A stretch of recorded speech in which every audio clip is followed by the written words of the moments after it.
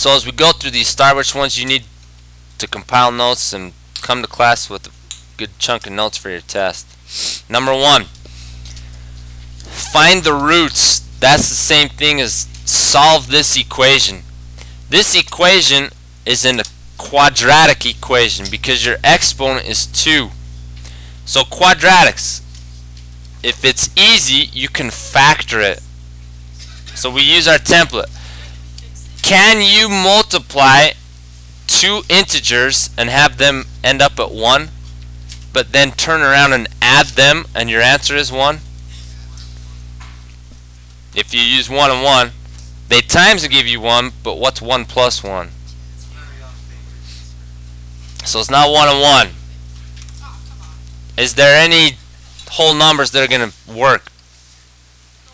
If there's not, you're going to have to use the quadratic formula. X equals negative b plus or minus the square root b squared minus 4ac all over 2a.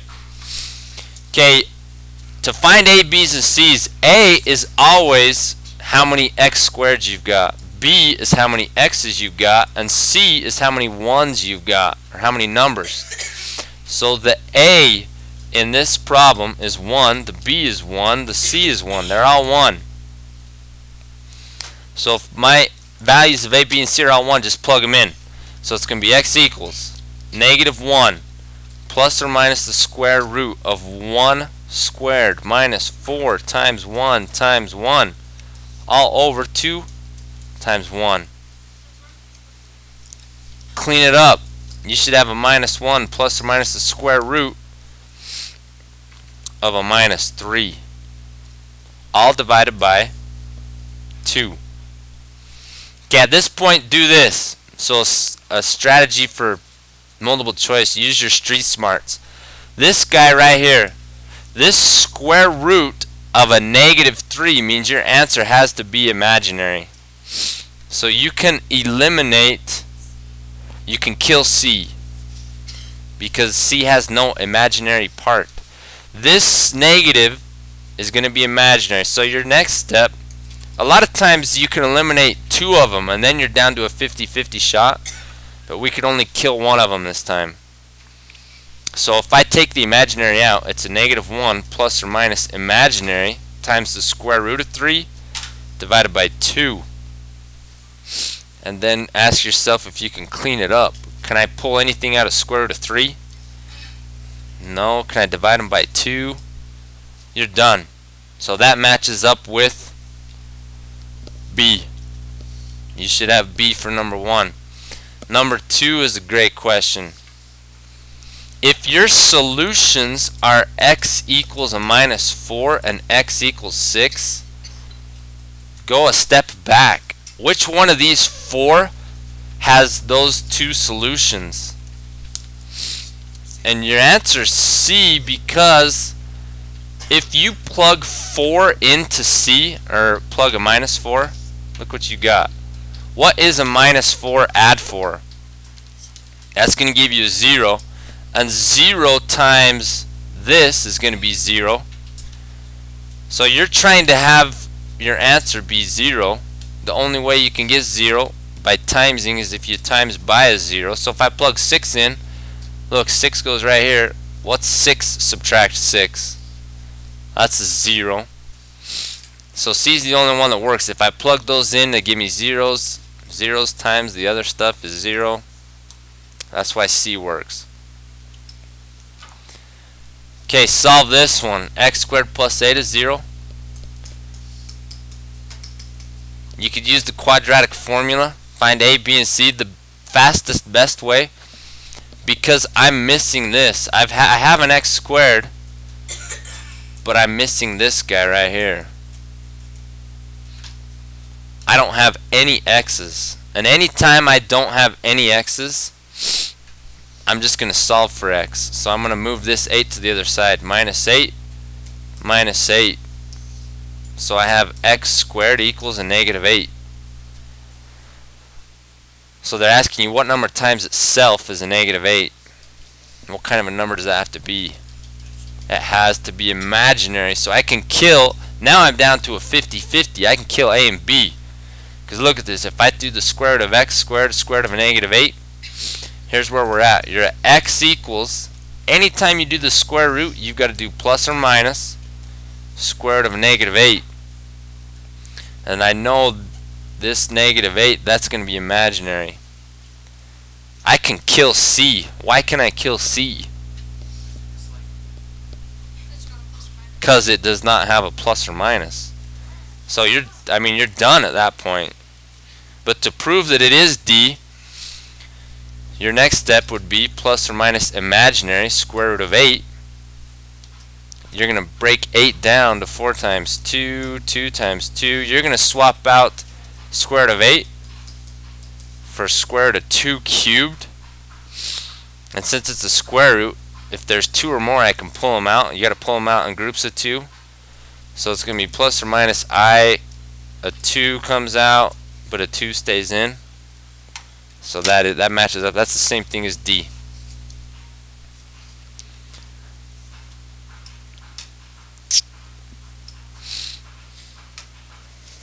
Same as problem number 1. Find the roots. They want you to solve it. So let's check real quick. Can I multiply and get a 2 and add and get a negative 2 with any 2 numbers? If you can, it's a piece of cake. If you can't, you got to use quadratic formula. And you can't. So you got to find the value of A, find the value of B, find the value of C. So A is how many x squared you've got. That's 1. B is how many x's you've got. So that's a minus 2. And then C is how many 1's you've got. Okay, now you just plug them in. So let's start singing your song. X equals negative B plus or minus the square root of B squared. Okay, this is tricky. You've got to put B in parentheses, or else you're going to miss it if you're doing your calculator. That negative 2 has to be in parentheses or you're going to miss it.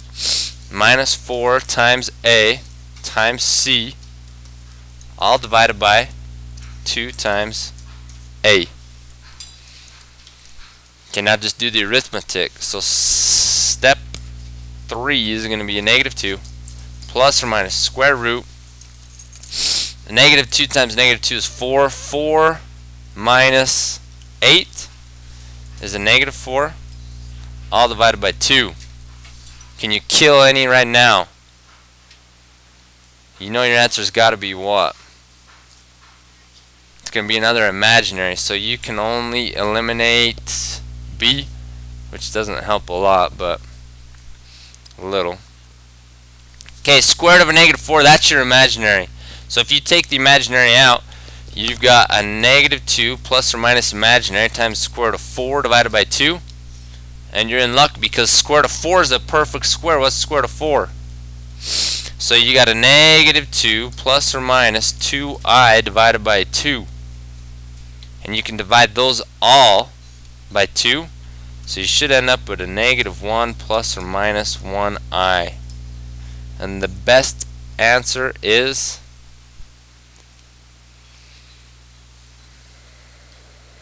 shoot, is it not up there? Did I mess up somewhere? Oh, you know where I messed up. Look, I messed up right here. What is a minus minus 2? That should be a plus 2. So this should be a plus 2. So this should be a plus 2. So this should be a plus 2. So this should be a plus 1. So now, thank goodness that wasn't there, else I would have missed it. But this is D, so it's got to be D. Okay, question number 6. Multiply, so you got to do distributive property. What's negative 2 times 4? Negative 8. What's negative 2 times negative 2i? Plus 4i. What's 3i times 4? 12i. What's 3i times minus 2i? Okay, the only thing you got to remember about imaginary is I is referring to the square root of a negative, square root of a negative 1. But what does I squared mean? If you ever come across an I squared, you've got to swap it out for a real number, -1. So if you combine these two like terms, you're going to have a -8 plus 16i. But now I'm going to interchange my I squared for a -1. So what's a -1 times a -6? That's going to change it and be a +6. What's a +6 and a -8? Should have -2 and 16i. And that matches up with C. Okay, which is not real, or which is going to be imaginary? Certainly, look at this. Your eyes hopefully go right here to number 2. And I think you're done if you use street smarts, because which ones do not have 2? You can eliminate C and D, so I guess you're not done. Now you got a 50-50 shot. Is it A or is it B? So let's work. Look at 1. Look at pi. Is pi real or is it imaginary? Pi is real, so Josh is right. It's irrational, but it's still real. So I'm gonna eliminate that. So that must mean 3 is imaginary. And yeah, look at 3. Square root of a -3, that's imaginary. So you're satisfied. It's got to be B.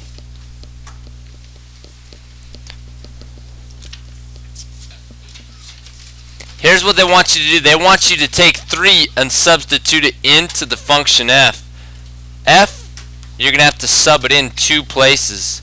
So the rule for f says 3 times whatever you plug in squared minus 2 times whatever you plug in. So I'm going to substitute in place of x 3. You have to do exponents first. So you do 3 squared, that's 9. 9 times 3, that's a 27. Minus a 6 is going to be a 21. So we choose B. Next one. Go back. Okay, on the test you got to be flexible, because they're going to either give you this or they're going to give you f plus g of x. They're the same thing. The key word is the plus. This is an addition problem. You're going to take the rule for f, which is 3 times parentheses x squared plus 2x, and they want you to add the rule of g, the function of g, and g's function is 5x squared minus 8. So to add them, you just combine like terms, but you've got to simplify f first. You've got to distribute the 3 to both those, so it's going to be 3x squared plus 6x. Now that f looks better. Plus 5x squared minus 8. Combine your like terms, these two right here, your x squareds total, and give you 8x squareds. And that's it. So you're going to bring your 6x's, and you're going to bring your -8's, 1's, and then your answer should be D. Next problem. There for sure will be one like this on the test. I'm going to give you a graph. You have got to find f of g of 1. That's the same thing as f composed g of 1. They want you to take 1 and plug it into g. So here's how you do it if you're looking at a graph. You come over 1 and you go up until you run into g. You run into g right there at 4. So g of 1 is a 4. Now they want you to do f of 4. So now I go over 4 and go up until I run into f, which is right there, and that is 8. So your answer's E. Okay, these, definitely put these in your notes. Street smarts, how many of you guys just plugged this in your calculator and looked at the graph? That's genius. That's street smarts. But in your notes, so the question I'll ask you is this guy right here. So I give you this function, I'll say that -1, does that move the vertex left 1, right 1, down 1, or up 1? It moves it right 1. And this -1, does it move it up 1 or down 1? So you're going to go right 1 and down 1. Which of these vertexes is right 1, down 1? Here's all your vertices. C is the only one that's right 1 and down 1. So you're done. That's your answer. So the vertex form, if you've got in parentheses x minus h squared plus k, this guy moves the function left or right. So what if it's negative? Does it go right or left? What does a negative h do? Goes right. What does a positive h do? Goes left. Okay, this guy, that moves it what? Moves it up or down. So a plus k goes up, a negative k goes down. What flips the graph upside down? How do you know if it would be like a D where it opens down? Yeah, if you have a negative right here. If there's a negative out front, it opens down. So on this question, you can automatically cancel D and B because it has to open up. So let's look at this next one. Which ones can I eliminate right off the bat? I can eliminate B and D. Because of this negative, I know it's going to either be A or D. Or A or C, I mean. Okay, your vertex. What does this plus 2 mean? Does that mean 2 to the right or 2 to the left? So now you can kill C. Because this is the only one that's 2 to the left. Go left 2 and then go down 2. There it is. It's got to be A. This one right here is an awesome question. They want you to solve with the quadratic formula. So x squared minus 4x minus 63 equals negative x minus 9. The only way you can determine your A, B, and C is if everything is on the same side. So move number 1, I'm going to plus 9 to both sides, and I'm going to plus x to both sides. So if I get everything on the same side, you're staring at this. You're staring at x squared minus 3x minus 54. But this one, look at your answers. Look at A and B. They're either going to be super ugly, but look at C and D. Those are pretty nice. And if you always try this first, you might save yourself a lot of work. Can I factor this? Is there a way that I can rewrite this expression as a multiplication problem? Can I find two numbers that multiply and give you a negative 54 but add and give you a negative 3?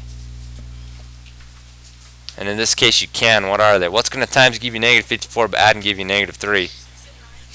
It's going to be a negative 9 and a plus 6. That just saved you a lot of work. So now look, you're going to use this to write them. You're going to factor it. It's going to be x minus 9 and x plus 6 is 0. So we totally got lucky. We didn't even have to use the quadratic formula.